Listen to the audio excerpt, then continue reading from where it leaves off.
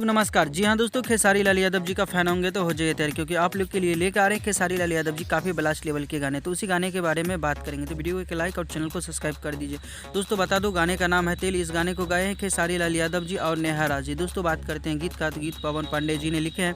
इस गाने को म्यूजिक से सजाया है SBR जी। भाई लोग इस गाने को जो है टीजर कुछ ही देरों में आप लोग के बीच में आने वाला है सारेगामा हम भोजपुरी से। यही वाले गाना जो है जो चोरी करके किसी ने गा दिया था।